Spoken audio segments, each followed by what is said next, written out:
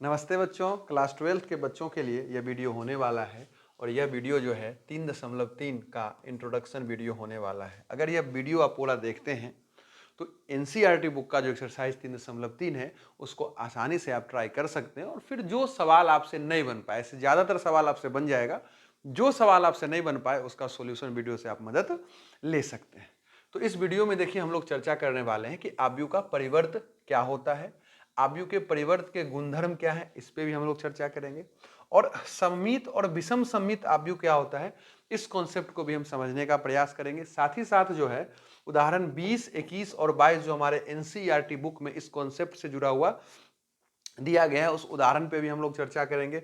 फिर कुछ ऑब्जेक्टिव प्रश्न हम देखेंगे और कुछ ऐसा सवाल देखेंगे जो एग्जाम में कहीं ना कहीं पहले से एग्जाम में पूछा गया सवाल है, बोर्ड परीक्षा में पूछा गया सवाल है, उस पर हम लोग चर्चा करने वाले हैं। तो सबसे पहला मुद्दा जो है इस वीडियो का वो है कि आव्यूह का परिवर्त क्या होता है। तो सिंपल सा लॉजिक है भाई कि आव्यूह का जो परिवर्त होता है, अगर ध्यान से आप देखिएगा तो कुछ नहीं है, आप एक आव्यूह ले लीजिए, ठीक है, इसका परिवर्त यानी ए का परिवर्त को मैथमेटिकली हम ए डैश से सूचित करने वाले हैं, ठीक है, और सिंपली हम क्या करेंगे, इसका जो पंक्ति है इसको स्तंभ बना देंगे। आप ध्यान से देख लीजिए, सिंपली यही हो गया कोई भी आव्यूह का परिवर्त, यानी कि उसके कोई भी आव्यूह आपके सामने आएगा, उसके पंक्ति को स्तंभ और स्तंभ को अगर आप पंक्ति बना देते हैं, करना एक ही काम है, दूसरा ऑटोमेटिक वहां पे हो जाएगा, वही उसका परिवर्त हो जाएगा। ध्यान से देखिए हम क्या किए, इस मैट्रिक्स का, इस आव्यूह का परिवर्त ज्ञात किए। तो इस मैट्रिक्स का परिवर्त ज्ञात करने के लिए हम क्या किए, बस इसका जो पंक्ति था उसको स्तंभ बना दिए। तो ऑटोमेटिकली अगर गौर कीजिएगा तो जो स्तंभ था वो ऑटोमेटिक इसमें पंक्ति बन गया है।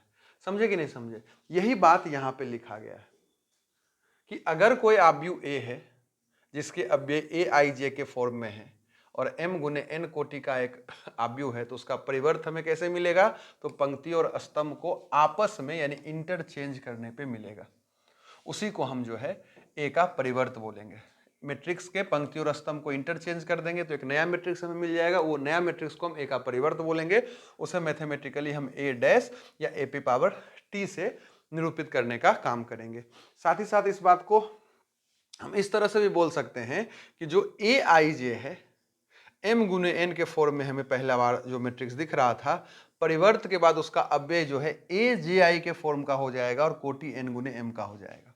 एग्जाम्पल से समझिए, इसका कोटि क्या है, तो इसका कोटि अभी अगर ध्यान से देखिएगा तो 2 गुने 3 है, 2 गुने 3 है, लेकिन जब इसका हम परिवर्त किए तो इसका कोटि हो गया 3 गुने 2। बोलिए हाँ कि ना? और इसके अव्ययों पे गौर कीजिए, मान के चलिए इस पे अगर हम गौर करें, 5 का क्या यहाँ पे इस अव्यय को हम किस तरह से सूचित करेंगे, तो बोलेंगे सर A13। अब यही जब परिवर्त में आया तो ये क्या हो गया, A31, यानी कि हर अव्यय जो पहले ए आई जे के फॉर्म में था अब वो परिवर्त में ए जे आई के फॉर्म में हो जाएगा। यही बात यहां पे लिखा हुआ है और कोटि जो m गुने n है वही n गुने m का हो जाएगा। सिंपल सा लॉजिक यहाँ पे परिवर्त में ये हमें समझाया जा रहा है। एक बार हम फिर से एक एग्जाम्पल से आपको समझा देते हैं। मान के चलिए कि एक मैट्रिक्स बी हम आपके सामने लेते हैं और बोल दिए इसका परिवर्त ज्ञात करो, मतलब इसका डैश ज्ञात करो। तो हम क्या करेंगे, सिंपली इसके पंक्ति को स्तंभ बना देंगे, इसके पंक्ति को स्तंभ बना देंगे, हो गया इसका परिवर्त ज्ञात, हो गया, कहानी खत्म। चलिए आगे बढ़ते हैं और इसके गुण धर्म पे गौर करते हैं। अगर ए का डबल डैश करते हैं तो वो ए के बराबर आ जाएगा। सब पे हम एग्जाम्पल के थ्रू ये कॉन्सेप्ट समझाने का प्रयास करेंगे, बस इसको एक बार यहाँ देख लीजिए। कोई अगर के अचर होगा तो ये कॉन्सेप्ट उस पर लागू हो सकता है, ये कॉन्सेप्ट लागू हो सकता है और ये कॉन्सेप्ट लागू हो सकता है। हर परिवर्त में, आव्यूह के परिवर्त में ये कॉन्सेप्ट लागू होगा। आप एग्जाम्पल 20 से इसको समझने का प्रयास कीजिए। पहला कॉन्सेप्ट यहाँ ये दिया गया और यह सवाल देखिए 2020 में परीक्षा में भी आया हुआ सवाल है। तो हमें क्या करना है इस कॉन्सेप्ट में, समझिए, हमें ए डैश करना है और फिर उसका डैश करना है, यानी ए का डबल डैश करना है।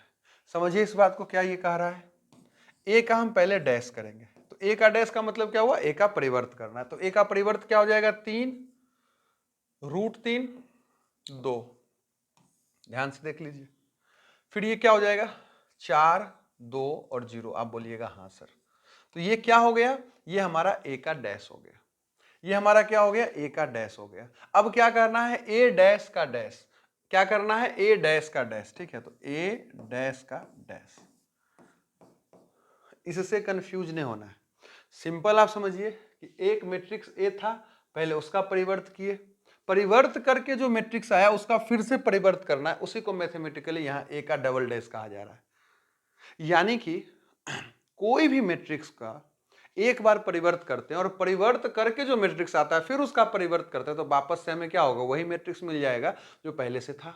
यहां देख लीजिए, यही बात यहां कहने का, वो समझाने का प्रयास कर रहा है। तो फिर हम क्या करेंगे, ए डैश का डैश मतलब ए डैश का परिवर्त, ए डैश क्या है, ये इसका परिवर्त कीजिए। तो 3 4 जो है इसको हम ऐसे लिखेंगे, इसको हम ऐसे लिखेंगे और इसको हम ऐसे लिखेंगे, और गौर से देखिएगा, गौर से देखिएगा तो ये ए के बराबर हो जाएगा। और यही ये बात यहाँ समझाने का काम किया है कि ए डबल डैश का मतलब ए होता है। हमको लगता है ये बात आपको समझ में आया होगा। अब इस सवाल पे आते हैं उदाहरण 20 का ही ये सेकेंड पार्ट है, और यहाँ दूसरा गुणधर्म हम लोग यहाँ से सत्यापित करेंगे और समझने का प्रयास करेंगे। जब भी ए प्लस बी का डैश दे दिया, मतलब यहां भी बस वो एक मैट्रिक्स का परिवर्त निकालने बोल रहा है, और वो मैट्रिक्स क्या कैसे हमको मिलेगा, तो ए बी को जोड़कर मिलेगा। तो ए बी को जोड़ेंगे तो वो एक नया मैट्रिक्स मिल जाएगा, उस मैट्रिक्स का नाम हम बोल रहे हैं ए प्लस बी है, उसका हमें डैश कर देना है। तो पहले ए प्लस बी कीजिए, पहले ए प्लस बी कीजिए। तो याद कीजिए 3 2 से जुड़कर 5 हो जाएगा, √3 उससे √3 - 1 हो जाएगा, 2 और 2 4 हो जाएगा। अगर आप समझ पा रहे होंगे तो 4 और 1 क्या हो जाएगा, 5 हो जाएगा, 2 और 2 4 हो जाएगा, 0 और 4 4 हो जाएगा। तो ये वो मैट्रिक्स मिल गया जिसका हमें यहाँ पे परिवर्त निकालने के लिए कह रहा था। तो इसका परिवर्त निकाल दीजिए, क्योंकि a प्लस बी का ही परिवर्त निकालने के लिए कह रहा है, तो निकाल देते हैं। तो क्या आ जाएगा 5 √3 - 1 4 5 4 और 4। बोलिए कोई दिक्कत, बोलिएगा कोई दिक्कत नहीं। अब इसके दूसरा पार्ट पे आइए, तो करा ए डैश प्लस बी डैश करो, तो ए डैश बी डैश करेंगे तो यही आ जाएगा। ए डैश क्या है, यहां लिख देते हैं डायरेक्ट, 3 √3 2 4 2 0। ध्यान से देखिए, ये जो मैट्रिक्स लिखाया है ये क्या है, ये ए डैश है, बोलिए हाँ कि ना, और plus B dash, B dash का क्या मतलब हो जाएगा, बी का डैश यानी बी का परिवर्त। अगर ध्यान से आप इस आव्यूह को देखें तो ये क्या लिखा हुआ है, बी का डैश लिखा हुआ है, यानी अब ये क्या लिखा गया, ए डैश प्लस बी डैश। यही तो हमें करने के लिए कह रहा था। जोड़ दो तो 3 2 5 4 1 5 √3 घटाओ 1 2 2 4 2 2 4 यहाँ और 0, ये हो जाएगा 4। तो अगर आप ध्यान से देखिएगा तो ये और ये जो आया एक ही तो आया, ए प्लस बी का डैश वही आया जो यहाँ पे ए डैश प्लस बी डैश आया। तो इस तरह से हम कहानी को आगे बढ़ा सकते हैं और इस कॉन्सेप्ट को समझने का प्रयास करते हैं। के कोई अचर है, कोई भी संख्या दे देगा, यानी हमको पहले क्या करना है, के गुने बी करना है। तो के गुने बी पहले कर लेते हैं। तो के गुने बी का क्या मतलब हो गया, बी के हर एक अव्यय को के से गुना कर दीजिए। यही तो होता है अचर और आव्यूह का गुना ऐसे ही तो होता है। तो कर दीजिए, तो ये हो जाएगा 2 के को बी से गुना कर रहे हैं तो 2 के माइनस के और 2 के 2 के और 4 के। तो ये क्या लिखा गया बउआ, ये लिखा गया के बी, मतलब बी के हर एक अव्यय को हम के से गुना कर दिए। अब क्या करते हैं, इसी का डैश कर देते हैं, क्योंकि इसी का डैश करने के लिए हमें कहा जा रहा है। तो जब इसका हम डैश करेंगे, इधर कर लेते हैं, इसका जब हम डैश करेंगे, इसका जब हम डैश करेंगे तो ध्यान से आप देखिएगा, ये हम करने जा रहे हैं, मतलब इसी को क्या करना है, इसी को 2 के माइनस के 2 के 2 के और 4 के लिख दिए। आप आराम से और प्रेम से इसको देखिए, के बी ये था, उसका डैश ये हो गया, बोलिए हाँ कि ना। अब अगर इसको प्रेम से हम देखें तो ये कॉन्सेप्ट तो आपको पता होगा कि के हम सबसे कॉमन ले सकते हैं। क्या हम के कॉमन ले सकते हैं क्या, आप बोलिएगा हाँ ले सकते हैं। तो जब सबसे के बाहर निकाल दीजिएगा तो ये हो जाएगा 2, ये हो जाएगा 1, ये हो जाएगा -1, ये हो जाएगा कितना 2, ये हो जाएगा 2 और ये हो जाएगा 4। अब ध्यान से देखिए, तो ये k है, तो इस मैट्रिक्स को क्या हम b का डैश बोल सकते हैं? ध्यान से देखिए, तो b का डैश बोल सकते हैं क्या? आप बोलिएगा हाँ। अगर आप बोल दिए हाँ तो हो गया आपका काम, आ गया ये दोनों बराबर। के बी का डैश किसके बराबर आ गया? के गुने बी डैश के। सिंपल। अब कहानी को आगे बढ़ा देते हैं और उदाहरण 21 के माध्यम से इस कॉन्सेप्ट को सीखने का प्रयास करते हैं। याद रखिएगा, जब भी यहां हम सत्यापित कर लेते इस बात को, आगे याद रखिएगा, जब भी गुना आए, डैश लगा रहे, होल डैश लगा रहे, तो जब वो डैश खुलेगा, जब वो डैश से बाहर निकलेगा तो उल्टा होकर निकलेगा। यही तो यहां लिखा हुआ है, ए बी का होल डैश तो बराबर किसके आ गया? बी डैश गुने ए डैश, उल्टा हो गया। यानी कि अगर कभी हम ए बी सी का डैश आपको दे दें, होल डैश दे दें, तो आपको इसको जब खोलिएगा तो लिखिएगा सी डैश, फिर लिखिएगा बी डैश, फिर लिखिएगा ए डैश। बोलिए हाँ कि ना? इस तरह से मतलब उल्टा यहाँ पे खुलेगा। ठीक है, अब जो है इस कॉन्सेप्ट को हम सीखने का प्रयास करते हैं। तो पहले ए बी का डैश कर रहा है, ए बी का डैश का मतलब क्या हो गया? ए बी का होल डैश का क्या मतलब हो गया? कि पहले ए बी मैट्रिक्स हमें पता होना चाहिए। ए बी मैट्रिक्स का हम परिवर्त करेंगे, तो पहले हमें ए बी मैट्रिक्स प्राप्त करना पड़ेगा। और वो कैसे प्राप्त होगा? तो ए बी को गुना करके प्राप्त होगा। तो हम पहले ए बी को गुना कर लेते हैं। गुना करने के लिए आपको आना चाहिए। ठीक है, हम सीधा यहाँ पे गुना कर लेते हैं। तो जब हम इसको गुना करेंगे, अगर ध्यान से आप देखिएगा, तो 2 इससे गुना होकर -2 हो जाएगा, -2 इससे गुना होकर -6 हो जाएगा, और -2 जब इससे गुना कीजिएगा तो +12 हो जाएगा। प्लस थोड़े लिखाएगा मेरे भाई, ठीक बात। 4 को इससे गुना कीजिए 4, 4 को इससे गुना कीजिए 12, 4 को इससे गुना कीजिए -24, 5 को इससे गुना कीजिए 5, 15, और इसको इससे गुना कर दीजिएगा -30 हो जाएगा। बोलिए यहाँ तक कोई दिक्कत क्या? अब इसी का हमें क्या कह रहा है?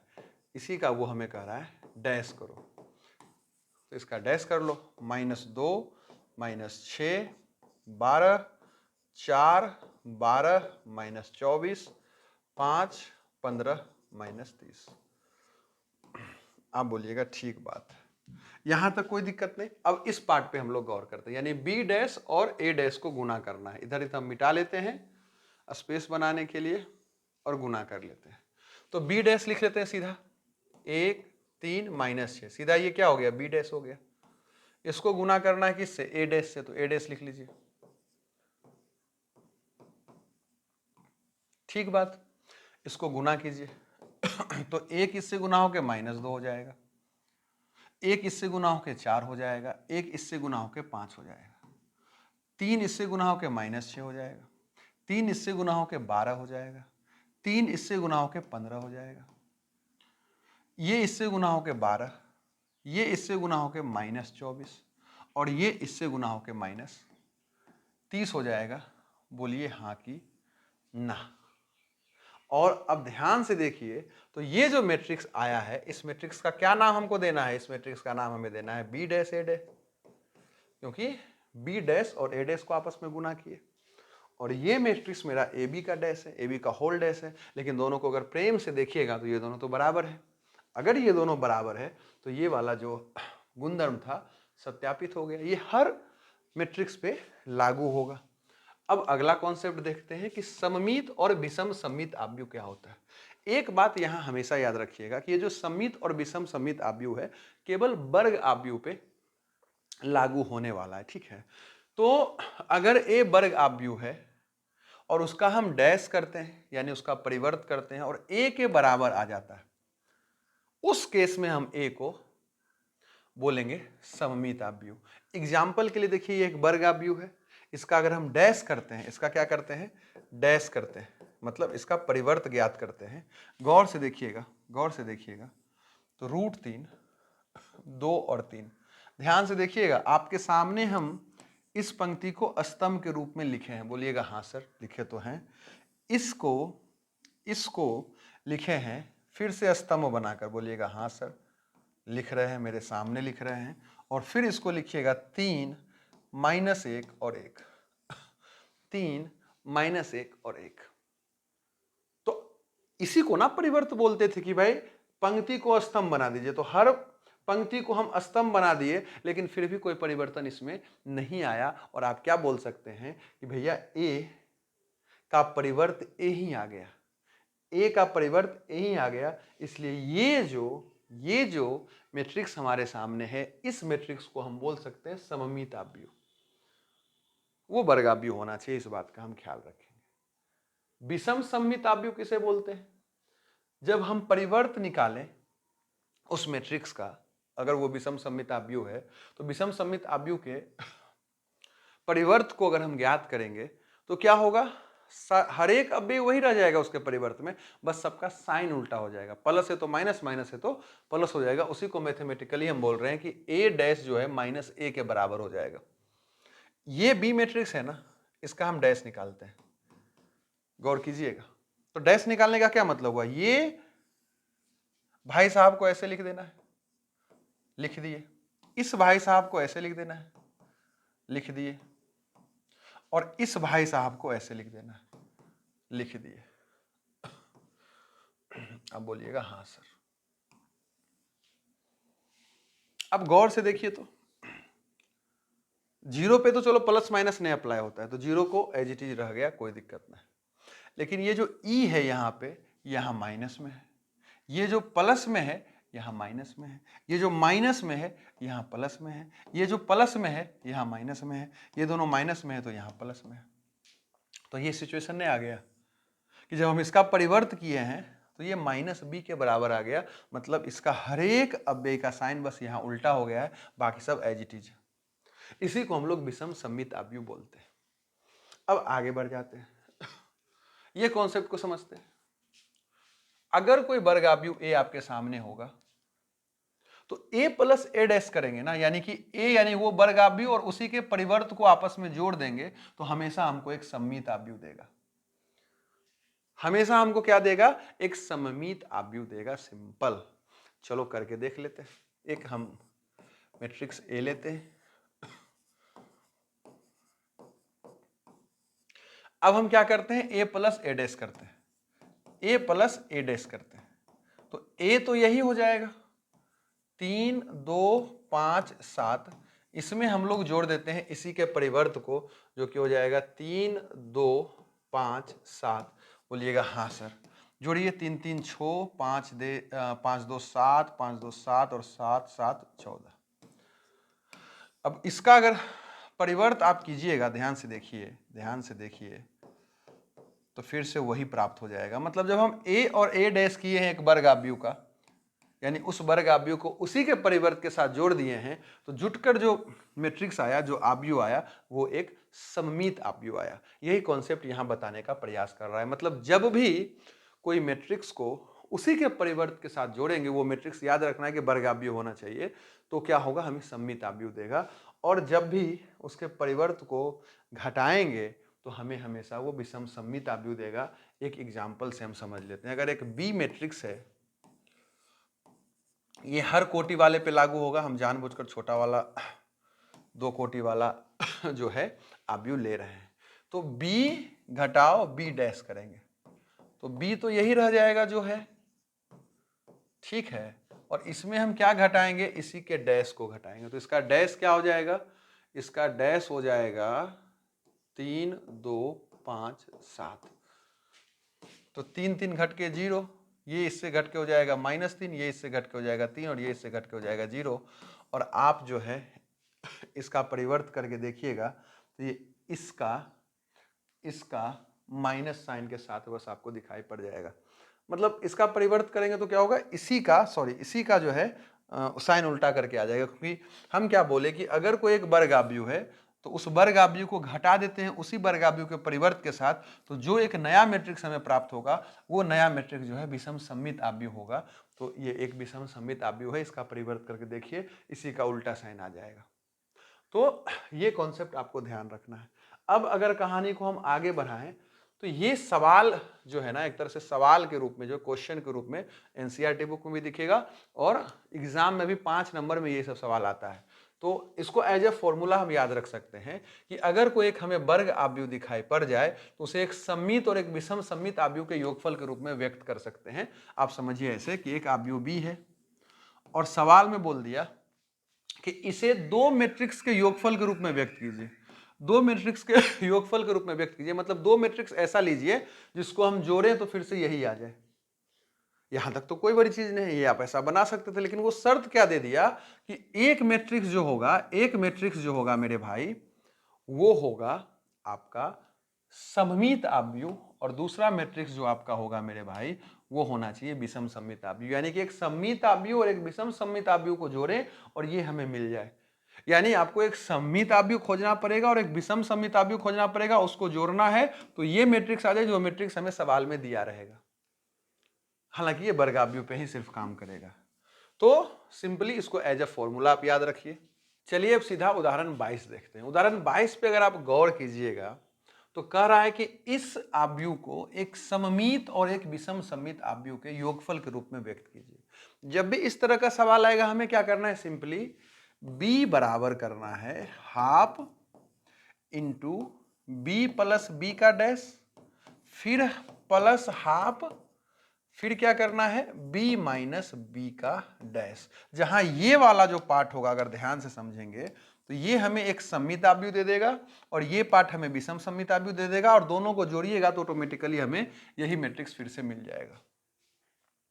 ध्यान समझिए ये कैसे हमें मिलेगा, इसको अगर हम P बोल दें और इसको अगर हम Q बोल दें तो ये हमें कैसे मिलेगा P, तो P मिलने वाला है B और B डैश को जोड़ने से। क्या आप इतना खुद से नहीं कर लीजिएगा, जो मैट्रिक्स है इसको आप जोड़ देना है B डैश से, जोड़ दीजिएगा और इसी को हाफ से गुना कर देना है। हाफ से गुना करने का क्या मतलब हुआ कि इस मैट्रिक्स के अंदर, ये तो एक मैट्रिक्स आएगा, इस मैट्रिक्स के अंदर हर एक अव्यय में 1/2 से गुना कर देना है, मतलब उसका आधा कर देना है।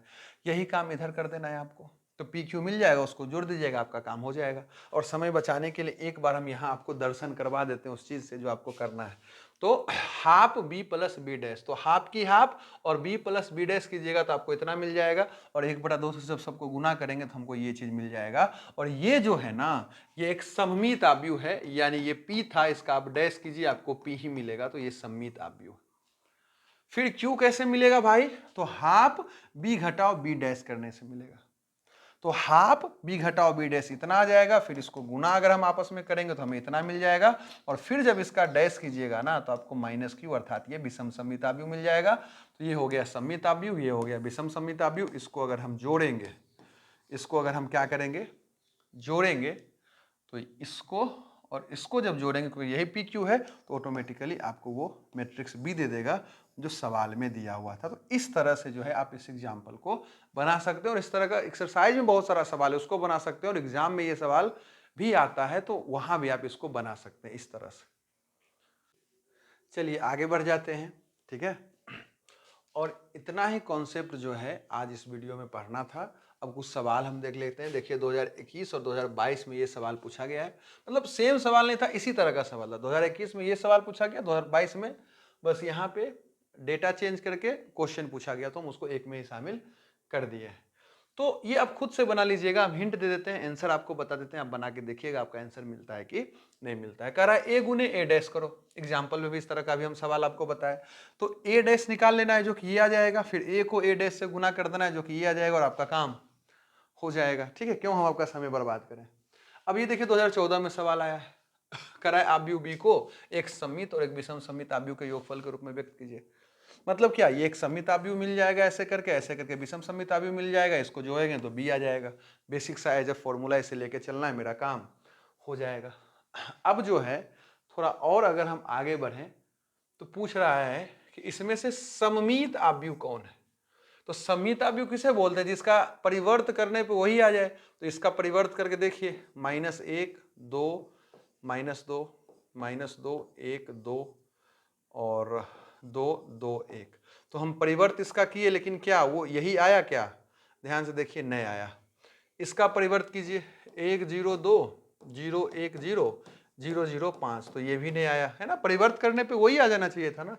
इसका परिवर्त कीजिए तो 1 2 3 6, तो ये भी नहीं आया, यानी इसका आंसर क्या हो जाएगा, इनमें से कोई नहीं। और ये 2022 में सवाल परीक्षा में आया है, इसलिए इसका आपको ध्यान रखना है। ठीक है, अब इस सवाल पे ये 2013 में सवाल पूछा गया कि एक आव्यूह ए है, अगर ऐसा तो आप हमको बताइए कि वो सममित कब होगा। तो वो सममित तब होगा ना मेरे भाई, सममित पूछ रहा है तो ए आई जे क्या होगा, जे आई के बराबर हो जाएगा। अभी हम आपको वीडियो के शुरुआत में बताएं, इसलिए इसका आंसर क्या हो जाना चाहिए, बी हो जाना चाहिए। और 2020 में पूछ दिया कि विषम सममित कब होगा, तो भाई विषम सममित कब होगा, जब ए आई जे जे आई मतलब बदल तो जाए लेकिन उसका साइन भी बदल जाए। ऑप्शन सी के साथ हम जाएंगे। ठीक है, तो आज के लिए इतना ही, बहुत बहुत धन्यवाद।